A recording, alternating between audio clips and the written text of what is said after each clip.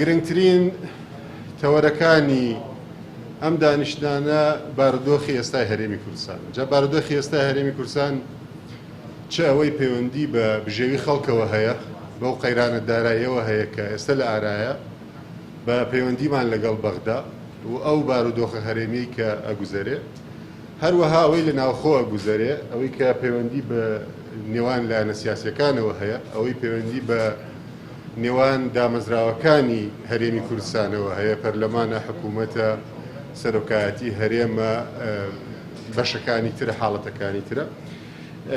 کۆبنەوەی ئەمڕۆ جەختی لەسەر چەند بابەتێک کردەوە. گرنگترینیان ئەوەیە کە ئێمە دەبێت چاکسازی بکەین بۆ ئەوەی ئەو بارودۆخە چاکەین و تەنها چاکسازی چارەسەرە. بەڵام چۆن چاکسازی دەکرێت؟ بەڕاستی ئەمە تەفاسیلی دەوێت، تەفاسیلێکی وردەکاریەکی پەیوەندی بە پەرلەمانەوە هەیە، وردەکاریەکی پەیوەندی بە حکوومەتەوە هەیە. هەموو لا متتەفقین، ئەم کۆبوونەوەیە متتەفقە لەوەی کە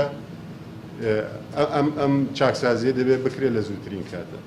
هەروەها هەر ئەم لیژنەیە ڕوئیای هاوبەشی هەموو هەرێمی کوردستان، نەک تەنها یەکێتی و گۆڕان، ڕێک بخا بۆ مەسەلەی لامەرکەزیەت، چونکی زۆر جار باسی لامەرکەزیەت دەکرێت، بەڵام لامەرکەزیەت وردەکاری زۆرە، دیدگا زۆرە، ڕوئیا زۆرە بەوەی کە لامەرکەزیەتەکە چۆن بێ. ئێمە ئەم لیژنەیە ڕێی هەموو پارتە سیاسیەکانی دیکە وەردەگرین، بەوانی لە حکوومەتن و بەوانی لە حکوومەت نین، بەوەی کە چۆن لامەرکەزیەتێک دروست بکەین، یاسای ژمارە 3 بە شێوەیەک هەموار بکەین کە زیاتر بچێتە خزمەتی خەڵکەوە و ئەو گیر و گرفتانەی کە لامەرکەزیەتەکە لاوازە چارەسەر ناکرێت، چارەسەر بکرێت.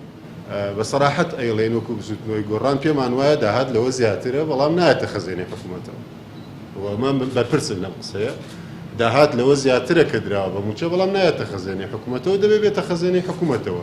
بەڵام چاکسازی سەرەکی لە ئەو عەقدانە یاخود ئەو ڕێکوتنانە هەیە کە لەگەڵ شەریکە گەورەکانی وڵاتانی دراوسێدا کراوە، لایەنی کەم هەرچ کاتی ئەو داهاتانی کە زانیمان و شەفاف بوو لە پەرلەمانی کوردستانەوە بۆ خەڵکی ڕوونکرایەوە، ئەو قەرزانی کە لەسەر حکوومەتی هەرێمی کوردستان و هەرێمەکەمانە بەگشتی لە پەرلەمانەوانە بۆ نوێنەرانی خەڵکی کوردستان ڕوونکرایەوە، چاکسازی لەوانەیە بکرێت.